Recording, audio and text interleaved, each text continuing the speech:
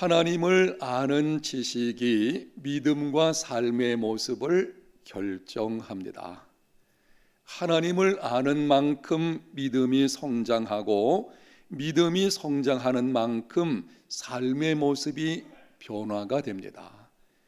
그 사람이 어느 정도 변화된 모습으로 사느냐 하는 것이 그 사람의 믿음의 모습을 보여주는 것이고, 믿음의 모습, 믿음의 성장은 하나님을 아는 지식에서 비롯되는 것입니다. 오랜 세월 동안 10년, 20년 그 이상 동안 믿음 생활을 했음에도 삶이 변화되지 않고 있는 이유가 무엇입니까? 하나님을 알지 못하기 때문입니다. 정확하게 말씀을 드리면 하나님을 안다고 말을 하지만 하나님을 실제로는 알지 못하기 때문에, 예수 믿는 사람들 하나님이 누구냐 그러면은 말들은 잘하게 되죠. 그러나 내가 단순히 지식적으로 하나님이 어떤 분이신지를 알아서 말하는 것, 그것이 아니고 하나님 그분을 아는 것, 바로 우리의 관심은 여기 있는 것입니다. 어떻게 하면은 하나님을 알 수가 있겠습니까? 성경을 읽어야 합니다. 하나님께서는 성경에 하나님이 어떤 분이신지를 기록해 놓으셨습니다. 저와 여러분이 지금 가지고 있는 이 성경책, 이 성경 말씀에 보게 되면 하나님이 어떤 분이신지를 하나님께서 여러 가지 사건들 속에서 기록해 놓으신 것을 볼 수가 있습니다. 여러분이 하나님을 더 깊이 알기를 원하신다면 성경을 읽고 듣고 암송하고 묵상하고 연구하는 삶이 되시기를 바랍니다. 성경을 읽으라고 하면 이렇게 묻는 사람들이 있습니다. 구약 성경은 이스라엘 역사를 기록한 것이 아니냐? 나는 대한민국 사람인데 이스라엘 역사를 알아야 될 필요가 무엇이냐? 신약 성경은 그런대로 내가 읽기는 하겠지만 구약에 나오는 이스라엘 역사들, 그것을 꼭 알 필요가 뭐 있겠느냐? 라고 하는 분들이 가끔 있는 것을 보게 되는데요, 구약 성경에 이스라엘 역사가 기록되어 있는 것은 사실입니다. 부분적으로 그들의 역사가 기록이 되어져 있습니다.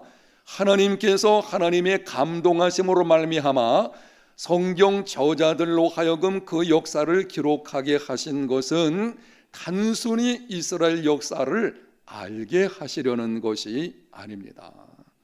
그 역사 속에서 하나님이 어떻게 일하셨는지, 그리고 하나님께서 신앙의 위인들을 통해서 어떤 일을, 또 신앙 위인들은 그 하나님을 어떻게 경험했는지 라고 하는 것을 우리에게 보여주시려는 것입니다. 그래서 성경을 읽어 나갈 때에 역사 속에서 나타나신 하나님, 또 그분의 일하심, 어떻게 그분을 인격적으로 만나야 하는지를 우리로 하여금 깨닫게 하시려는 것입니다. 고린도전서 10장 6절과 그리고 11절에 이렇게 말씀을 합니다. 이러한 일은 우리의 본보기가 되어 우리로 하여금 그들이 악을 즐겨한 것 같이 즐겨하는 자가 되지 않게 하려 함이니, 그들에게 일어난 이런 일은 본보기가 되고 또한 말세를 만난 우리를 깨우치기 위하여 기록되었느니라. 이러한 일, 그들에게 일어난 이런 일, 역사 속에서 있었던 실제 사건들을 말씀하는 것입니다. 그것을 성경에 기록해 놓으신 것은 우리의 본보기로 삼으시려고, 말세를 만난 우리가 어떤 모습으로 살아가야 되는지, 하나님이 어떤 분이신지, 그분이 어떻게 일하시는지, 그리고 그분을 인격적으로 만나서 우리가 어떤 모습으로 살아야 되는지를 교훈하시려고 하는 것입니다. 하나님을 힘입어 승리하는 삶이 되려고 하면은 성경을 가까이 하는 삶이 되어야 합니다. 금년 우리 교회 표중 첫 번째가 말씀 은혜 받고, 우리 해운대 제일교회에 속한 성도들 중에 한 사람도 빠짐없이 금년에는 성경 1독 이상을 한번 해보자. 그래서 성경을 읽어가는 중에 하나님을 알고 믿음이 성장하게 되므로 삶의 변화를 이루어내자. 삶의 변화를 이루는 것 하나님의 은혜로 되는 것이니, 그렇게 하나님의 은혜를 경험하게 되면 받은 은혜를 지구촌에 굶주린 아이들에게 한번 나누어 보자고 하는 것입니다. 여러분에게 확인하겠습니다. 요즘 성경 읽고 있으십니까? 이렇게 교회에서 특별히 표를 정해가지고 하게 되는 것은 여러분이 이런 마음으로 받으셔야 합니다. 하나님께서 금년에는 교회에 그렇게 목표를 정해가지고 나로 하여금 성경을 읽게 하시는구나, 하나님의 섭리, 하나님의 인도하심으로 알고 여러분 성경을 읽으십시오. 아직 늦지 않았어요. 아직도 1월 달입니다. 여러분이 금년에는 꼭 성경 1독 이상 함으로 하나님의 은혜를 경험하는 시간이 되시기를 바랍니다. 오늘 본문에는 옛날 페르시아 제국에서 있었던 한 사건을 기록을 합니다. 페르시아 제국을 세운 왕은 고레스, 여러분이 익숙하게 들었던 왕이죠. 고레스가 대제국을 세운 첫 번째 왕이고, 그 다음에 다리오 1세가 왕이 되었다가 그 아들 아하수에로가 왕이 되었습니다. 아하수에로가 왕이 된 지 3년째가 되었을 때에 바사와 메대 제국이라고 부르게 되죠. 그 엄청난 대제국의 모든 신하들 그리고 귀족들을 불러 모아서 180일 동안 잔치를 베풀었습니다. 자신이 통치하는 나라의 부함과 위험의 혁혁함을 나타내려고 하는 것입니다. 하루 이틀도 아니고 180일 6개월 동안에 걸쳐서 엄청난 잔치를 배설하게 된 것입니다. 통치하는 자신의 나라가 얼마나 부유한지 좀 자랑하려고 하는 그 권력에 대한 자랑 욕심 때문에 이렇게 한 것입니다. 그 잔치가 끝난 뒤 또 7일 동안 도성에 살고 있는 백성들을 위해서 왕국 안뜰에서 잔치를 배설을 했습니다. 형형색색의 휘장들을 걸어놓고는 금과 은을 가지고 걸상들을 만들어서 배치를 하고, 금잔에다가 술을 따르는데 금잔의 모양들이 각각 다른 그런 것에 술을 따라 가지고 백성들로 하여금 자유롭게 마시게 했습니다. 이 잔치가 끝난 뒤에 마지막 날 되었을 때 왕은 술에 취해 가지고 아마 주흥이 올라서 기분이 좋았는지는 모르겠지만 그랬겠죠. 그러니까 이런 일이 있었겠죠. 4시 7명을 보내 가지고 왕후 와스디를 백성들 앞으로 나오라고 했습니다. 왕후의 모습이 너무나 예쁘고 아름다웠기 때문에 백성들에게 자랑을 하려고, 지금 주흥이 많이 올라가 있다 보니까는 거기서 이제는 왕후의 아름다움까지 자랑하려고 하는 것입니다. 그런데 왕후 와스디는 이런 지하에 왕의 부름을 거절했습니다. 백성들과 신하들 앞에서 거절당하는 수모를 겪은 왕은 그 마음에 분노하게 되었고, 견딜 수가 없어가지고 오늘 성경에 보니까는 불붙는 듯 했다, 마음이 그랬다고 표현을 하고 있습니다. 신하들과 상의한 후에 왕후 와스디를 폐회시켜 버렸습니다. 화려하고 성대한 잔치가 분노와 비극으로 끝이 나게 된 것입니다. 여러분, 동일하지는 않더라도 이러한 종류의 사건들은 역사 속에서 종종 일어납니다. 인류 역사를 보게 되면 오늘 본문 같은 이런 사건들, 술에 만취하고 자기를 자랑하고 그 가운데서 여러 가지 곤경에 처하는 일들이 발생하고 많은 그런 일들이 있는 것을 보게 됩니다. 그런데 중요한 사실은 오늘 본문 사건은 우연이 아니라고 하는 것입니다. 왕후 와스디의 폐위는 유대 민족 처녀 에스더가 왕으로 세워지는 기회가 되었습니다. 그리고 후에 유대 민족이 큰 환난을 당했을 때에 에스더를 통해 구원받는 역사가 일어났습니다. 무슨 말입니까? 이 사건은 하나님의 보이지 않는 섭리로 일어난 것입니다.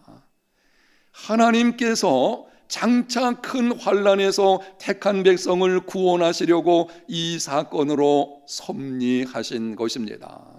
우리가 섬기는 하나님은 역사를 주관하시는 분이십니다. 보이지 않는 섭리로 인도하시는 분이십니다. 하나님이 역사를 주관하시고 보이지 않는 섭리를 가지고 지금도 이끌어 가신다는 것을 보여주는 수많은 사건들 성경에 기록되어 있고 이 역사 속에서 보여지고 있습니다. 그런데 신약 성경에 아주 중요한 우리가 주목해야 할 만한 사건이 한 가지가 있습니다. 누가복음 2장 1절에서 5절에 이렇게 기록을 합니다. 그때에 가이사 아구스도가 영을 내려 천하로 다 호적하라 하였으니 요셉도 다윗의 집 족속이므로 갈릴리 나사렛 동네에서 유대 베들레헴이라 하는 다윗의 동네로 약혼한 마리아와 함께 호적하러 올라가니 마리아가 이미 잉태하였더라. 그때에 하는 말은 하나님께서 약속하신 구세주 메시아가 오실 날이 임박하였을 때에 라고 하는 뜻입니다. 인간이 타락한 후 창세기 3장 15절에 원시 복음이라고 하는 하나님의 놀라운 구원의 약속이 주어져 있고 수천 년의 세월이 지나가지고 하나님이 약속하신 메시아가 오실 때가 임박하게 된 것입니다. 그때에 로마를 통치하는 황제 가이사 아구스도가 명령을 내렸습니다. 내가 통치하는 로마의 모든 나라와 민족들은 자기 고향으로 돌아가서 호적을 하라. 가이사 아구스도가 그렇게 명령한 이유는 자기의 통치 자금을 마련해 가지고 세금 거두려고 하는 것입니다.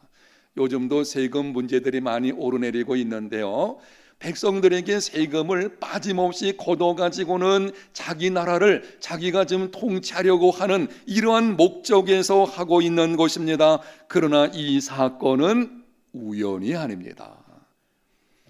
지금 당시에 요셉과 마리아는 나사렛 동네에 살고 있었습니다. 여러분이 알고 계시는 것처럼 메시아는 베들레헴에서 탄생할 것이라고 구약 성경에 예언이 되어져 있습니다. 마리아가 잉태해가지고 출산한 날이 가까웠는데 나사렛 동네에서 아기를 낳으면 그 아기는 메시아가 될 수가 없습니다. 그래서 하나님께서는 가이사 아구스도 로마 황제로 하여금 호적하라고 명하는 섭리를 행하심으로 말미암아 요셉과 마리아로 베들레헴으로 올라가게 하셨습니다. 그곳에서 아기를 낳게 하심으로 구세주를 보내신 것입니다. 하나님은 보이지 않는 섭리로 이 역사를 주관하시는 분이십니다. 18세기 계몽주의 시대에 등장한 철학과 종교 이론 가운데 하나가 이실론이라고 하는 것입니다. 이실론을 주장하는 사람들은 이렇게 말을 합니다. 하나님은 천지 만물을 창조한 후 그 안에 적절한 시스템을 주입해 놓으시고 지켜볼 뿐이다.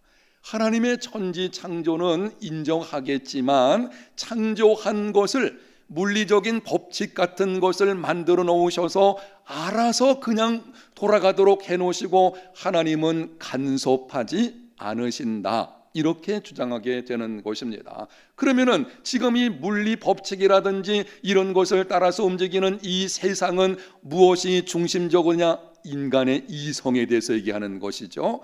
여기서 무신론이 나중에 나오게 되어지는 것입니다. 그러다 보니까는 계시나 기적을 인정하지 않습니다. 잘못된 이론입니다.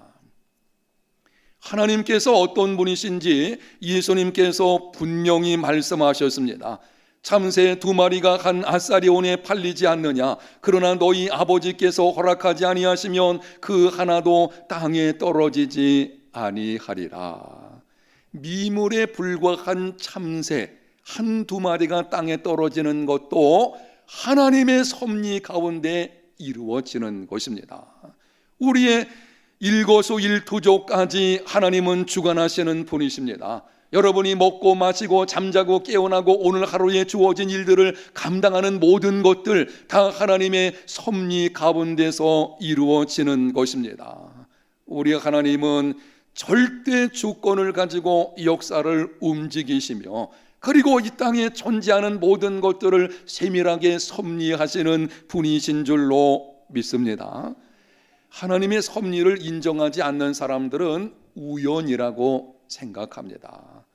우연히 내가 좋은 일을 만나서 운이 좋아가지고 금년에 운수가 좋다 보니까 우리 가정에 좋은 일이 있은 것이고, 지난해에 운수가 좋지 않아 가지고 별로 안 좋은 일이 많이 있었다, 이렇게 우연이나 요행으로 돌리는 것을 볼 수가 있습니다.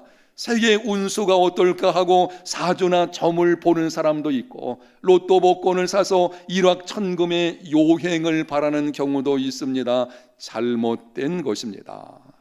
여러분, 세상에 우연은 없습니다. 모든 일들은 하나님의 보이지 않는 섭리로 되는 것입니다. 시편 기자가 이렇게 노래했습니다. 내가 주의 영을 떠나 어디로 가며 주의 앞에서 어디로 피하리이까? 내가 하늘에 올라갈지라도 거기 계시며 수월에 내 자리를 펼지라도 거기 계시니이다. 내가 새벽 날개를 치며 바다 끝에 가서 거주할지라도 거기서도 주의 손이 나를 인도하시며 주의 오른손이 나를 붙드시리이다. 하나님은 무소부재하시며 보이지 않는 손길로 우리 모든 것을 인도하시는 분이십니다. 모든 것이 하나님의 섭리 가운데 있다고 하면은 의문을 제기하는 사람들이 있습니다. 오늘 같은 이 설교 말씀을 듣게 되면은 의문을 가지고 제기하는 일들이 있게 되죠. 이렇게 말을 합니다. 하나님이 실존하시고 모든 것을 섭리하신다면 정직하고 진실하게 살려고 하는 사람이 왜 고난을 당하고 악을 행하는 사람들이 형통한 듯 살아가는 이유가 도대체 무엇이냐? 하나님이 선하시고 모든 것을 섭리하신다면 왜 인생에 기막힌 일들이 일어나게 하시는 것이냐라고 하는 의문이죠. 아마 이런 의문들은 여러분이 한두 번 가져보았을 직한데요. 지난 주간에도 우리 교회 어떤 한 집사님을 하나님께서 데려가셨습니다. 참 좋으신 분이십니다. 교회 안에서도 좋은 분일 뿐 아니라 사업을 하시는 분이신데요, 사업장에서도 직원들에게 좋은 분으로 소문나 있는 온전한 그리스도인으로 살기를 힘쓰시는 분이십니다.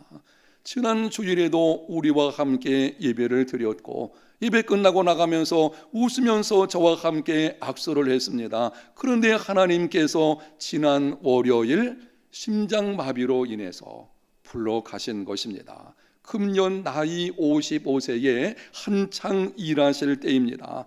이런 일이 찾아오면 우리는 질문하게 됩니다. 하나님께서 선하시고 모든 것을 섭리하신다면 왜 이렇게 행하시는 것입니까? 여러분, 이러한 질문에 대해서 우리는 다 알 수는 없습니다. 하나님의 섭리하심, 하나님께서 행하시는 것은 우리 인간의 짧은 이성을 가지고는 다 이해할 수가 없습니다. 우리가 하나님께 질문하기를 하나님 왜 그렇습니까? 이렇게 물어본다고 해도 하나님은 대부분의 경우에 그 이유를 말씀해 주시지 않습니다. 그러나 우리는 이해하기 힘들고 하나님께서 이유를 다 말씀해 주지 않아도 한 가지 분명한 사실이 있습니다. 세상 돌아가는 것을 볼 때에 이해하기 힘든 많은 일이 있는 것이 분명하지만 그럼에도 우리는 분명한 한 가지 사실이 있는데요, 예수님을 믿는 모든 자들에게는 하나님께서 모든 것을 합력하여 선을 이루어 주실 줄로 믿습니다. 로마서 8장 28절, 우리가 알거니와 하나님을 사랑하는 자 곧 그의 뜻대로 부르심을 입은 자들에게는 모든 것이 합력하여 선을 이루느니라. 예수님을 믿어서 하나님의 자녀가 된 자들, 모든 일, 좋은 일, 나쁜 일, 형통한 일, 고난당하는 일, 억울한 일, 사람을 만나는 일, 이사하는 일, 살고 죽는 일, 심지어 죄악된 일까지 다 하나님께서 합력하여 선을 이루어 주십니다. 고난의 이유는 알 수 없지만 하나님께서 보이지 않는 섭리로 인도하셔서 반드시 합력하여 선을 이루어 주실 것입니다. 여러분에게 한 번 더 확인하는 시간을 좀 갖겠습니다. 여러분은 세상의 모든 것에 대해서 하나님의 섭리를 다 이해하진 못해도, 그럼에도 좀 전에 말씀드린 하나님의 그 약속, 반드시 하나님께서 내게 닥쳐온 이 고난까지 합력하여 선을 이루어 주신다는 것을 믿으십니까? 그렇다면 여러분이 기억할 것이 두 가지가 있는데요, 모든 것을 하나님께서 합력하여 선을 이루신다라고 하는 이 분명한 약속, 하나님은 신실하시기 때문에 약속하신 것을 반드시 이루십니다. 그 약속이 실제 나의 삶 속에 경험되려고 하면은 반드시 기억할 것이 적어도 두 가지가 있습니다. 첫 번째는 감정을 따라 행하지 말고 아는 것을 따라서 행해야 합니다. 한번 따라합시다. 감정을 따라 행하지 말고 아는 것을 따라 행하라. 로마서 8장 28절을 다시 한번 제가 읽어드리겠습니다. 우리가 알거니와 하나님을 사랑하는 자 곧 그의 뜻대로 부르심을 입은 자들에게는 모든 것이 합력하여 선을 이루느니라. 이 말씀 앞부분에 시작되는 것을 보십시오. 우리가 알거니와. 바울은 지금 고난 중에 하나님이 합력하여 선을 이루어 주실 것이 느껴진다고 말하지 않습니다. 사실 우리의 감정은요, 고난이 찾아오게 되면 하나님이 선하게 행하신다고 느껴지지 않습니다. 아니, 기막힌 고난이 내게 찾아왔는데 하나님이 선한 일을 하신다, 우리 감정은 그렇게 생각되어지지 않습니다. 그래서 고난이 찾아오게 되면 자꾸 우리의 감정은 흔들리게 되는 것이고 끊임없이 무너져 내리게 됩니다. 때문에 감정을 따라서 행하지 말아야 합니다. 고난 중에 승리하려면 감정의 상태가 어떠하든지 하나님께서 합력하여 선을 이루신다는 것을 알고 그 아는 것을 붙들고 나아가는 삶이 되시기를 바랍니다. 승리는 여기에 있어요. 바울은 사역할 때에 수많은 환난과 핍박을 당했습니다. 당시 바울의 감정이 어떠했는지 고린도전서 2장 3절에 이렇게 기록을 합니다. 내가 너희 가운데 거할 때에 약하며 두려워하며 심히 떨었노라. 고난이 극심해질 때는 바울도 두려움에 심히 떨었습니다. 바울의 마음속에 때로는 넘치는 기쁨이 있었지만 예수 믿는 사람이 그렇다고 해서 고난 중에서 언제나 기쁨의 감정이 막 충만한 것은 아니에요. 우리는 연약한 존재인 것입니다. 이 우리의 감정에도 정직할 필요가 있는데요, 바울은 그 극한 환난이 계속되어질 때에 아닌 척하지 않았어요. 그는 기록하는 것입니다. 너무 두렵고 나는 떨린다. 성경 다른 곳에는 이렇게 표현을 하고 있습니다. 사형 선고를 받은 것과 같다, 이렇게 말을 합니다. 그리고 다른 곳에는 내 마음이 눌림을 당한다. 너무 많은 환난 당하다 보니까는 이런 거예요. 막 하나님이 나를 누르는 것 같고 주변의 환경들이 눌러가지고 지금 마음이 압착되어 있는 것처럼 그런 상태와 같다고 하는 것입니다. 그럼에도 바울은 다시 일어나서 믿음으로 나아갔습니다. 그런 마음의 감정의 요동이 있었지만 거기에 끌려간 것이 아니었습니다. 다시 일어나가지고 믿음으로 나가는 것을 볼 수가 있습니다. 왜 그렇습니까? 아는 것을 따라서 행하였기 때문입니다. 감정은 무너져 내리고 있지만 그럼에도 우리는 알고 있는 것이 한 가지 있습니다. 반드시 이것을 하나님께서 합력하여 선을 이루어 주실 것이다. 아멘. 우리는 그걸 알고 있거든요. 그 아는 것을 붙들고 믿음으로 일어나서 다시 용기를 내어서 한 걸음씩 나아가는 삶이 되시기를 바랍니다. 사랑하는 여러분, 감정이 여러분을 끌고 가지 못하게 하십시오. 우리의 감정의 기복이 있게 될 것입니다. 그러나 그것에 여러분이 매여 살아가지 마십시오. 그럼에도 불구하고 아는 분명한 하나님의 약속들, 그 약속을 붙들고 믿음으로 나아가는, 그 약속이 이루어질 것이라는 그 믿음으로 하나님을 신뢰하며 나아가는 하루하루의 삶이 되시기를 바랍니다. 두 번째는 하나님을 신뢰함으로 인내해야 합니다.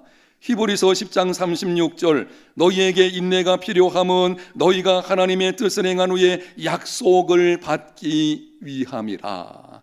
하나님은 약속을 주셨습니다. 모든 것을 합력하여 선을 이루어 주겠다. 그런데 그 약속을 받기까지 쉬운 길이 있을 것이라고 약속하지는 않으셨습니다. 약속은 주어져 있어요. 그런데 그 약속이 우리의 삶에 이루어지기까지 쉬운 길을 주시겠다, 이런 약속은 성경에 기록되어 있지 않습니다. 우리는 약속을 붙드는 순간 모든 일이 수월하게 잘 풀릴 것으로 생각하지만 그렇지 않아요. 하나님이 쉬운 길을 약속하지는 않으셨습니다. 인내하십시오. 포기하지 마십시오. 하나님께서 합력하여 선을 이루시는 그날까지 참고 견디십시오. 하나님을 신뢰함으로 끝까지 포기하지 않는 삶이 되시기를 바랍니다. 전설적인 세일즈맨 빌 포터, 여러분이 한두 번 이 사람에 관해서 들어보았을 것입니다. 빌 포터에 대한 이야기를 읽을 때마다 저도 도전을 좀 받고 하게 되는데요. 빌 포터는 뇌성마비로 태어났습니다. 오른손을 제대로 펴지도 못하고 등은 굽었는데 늘 통증이 있었습니다. 말도 제대로 할 수가 없었습니다. 나이가 들어가지고 이제는 내가 좀 취직을 해야 되겠다 싶어서 어쨌거나 먹고 살아야 되지 않겠습니까? 그래서 어머니와 함께 취직 자리를 구했지만 지원하는 곳마다 다 거절을 했습니다. 생활용품 회사인 와킨스사에도 지원을 했지만은 처음에는 거절을 당하게 된 것입니다. 그러나 어머니를 위해서 다시 도전을 하게 되었습니다. 와킨스사에 지원서를 요청하고는 이렇게 말을 했습니다. 아무도 원하지 않는 곳으로 나를 보내주십시오. 그래서 그 말을 듣고 채용이 돼서는 영업사원으로 일하게 된 것입니다. 물건을 팔기 위해 집들을 방문했지만 신체적인 장애와 어눌한 말투로 계속 거절을 당했습니다. 그러나 그는 포기하지 않았습니다. 매일 8시간 15km를 걸으며 100여 곳의 집을 방문했습니다. 느린 걸음이었지만 절대 멈추지 않았습니다. 그렇게 24년을 세일즈에 전념한 그는 와킨스사의 최고 판매왕이 되었습니다. 지금까지도 그 기록은 깨지지 않고 있다고 합니다. 빌 포터가 그렇게 되기까지는 어머니의 특별한 격려가 있었는데요. 어머니가 점심을 싸주게 되었는데 샌드위치를 싸주게 됩니다. 그런데 점심을 먹기 위해서 샌드위치 그 포장된 것을 뜯으면 그 위에는 이렇게 적혀 있었습니다. 인내하라. 그리고 뒤집으면 거기는 끝까지 인내하라 라고 하는 글씨가 써 있었다고 합니다. 사랑하는 성도 여러분, 우리를 실패하게 만드는 것은 신체적인 장애나 사회적인 여러 가지 좋지 않은 상황들이 아닙니다. 물론 이러한 것들이 우리를 힘들게 하는 것은 사실이죠. 요즘 사회적인 여러 가지 영향들, 병폐라든지 이런 구조적인 문제가 있다 보니까는 청년 실업이라든지 많은 여러 가지 어려움들이 있을 것입니다. 그러나 그런 건 여러 가지 어려움이 있지만 우리를 실패하게 만드는 것은 거기 있는 것이 아니에요. 우리 인생을 실패하게 만드는 것은 한 가지밖에 없는데요, 포기하는 것입니다. 요즘 여러분을 힘들게 하는 것이 무엇입니까? 포기하지 마십시오. 끝까지 인내함으로 나아가는 삶이 되시기를 바랍니다. 야고보서 5장 11절, 보라, 인내하는 자를 우리가 복되다 하나니 너희가 욥의 인내를 들었고 주께서 주신 결말을 보았거니와 주는 가장 자비하시고 긍휼히 여기시는 이시니라. 인내하는 사람이 복이 있습니다. 이유가 무엇입니까? 욥의 경우를 들어서 말씀합니다. 너희가 욥의 인내를 들었고 주께서 주신 결말을 보았거니와. 하나님 앞에서 인내하는 것이 복 있는 이유는 주님이 주시는 결말이 있기 때문입니다. 한번 따라 합시다. 결말. 고난은 결말이 아니고 과정입니다. 우리는 고난이 다가오게 되면 자꾸 내 인생의 결말로 생각하는 거예요. 그래서 기막힌 고난이 오면 내 인생은 끝났구나. 아니에요. 고난은 결말이 아닙니다. 그거는 우리 인생의 작은 한 과정인 것입니다. 결말은 하나님께 있는 것입니다. 하나님 백성들, 예수 믿어서 하나님 자녀가 된 저와 여러분들, 인생에 고난이 온다고 할지라도 그 결말은 하나님께 있다는 것을 아시기를 바랍니다. 여러분, 하나님께서 내 인생의 그 사건을 통해서 합력하여 선을 이루어 주시는 것, 그게 결말이에요. 하나님의 결말이 있는 것입니다. 그래서 인내하는 자가 복이 있습니다. 하나님을 신뢰함으로 믿음으로 끝까지 견디고 버텨나가는 삶이 되시기를 바랍니다. 보이지 않는 섭리로 인도하시는 하나님을 경험하게 될 것입니다. 우리가 섬기는 하나님은 어떤 분이십니까? 하나님은 보이지 않는 섭리로 인도하시는 분이십니다. 이 하나님으로 인해서 세상을 이겨내는 우리 해운대 제일교회 모든 성도들이 꼭 되시기를 예수님 이름으로 축복합니다.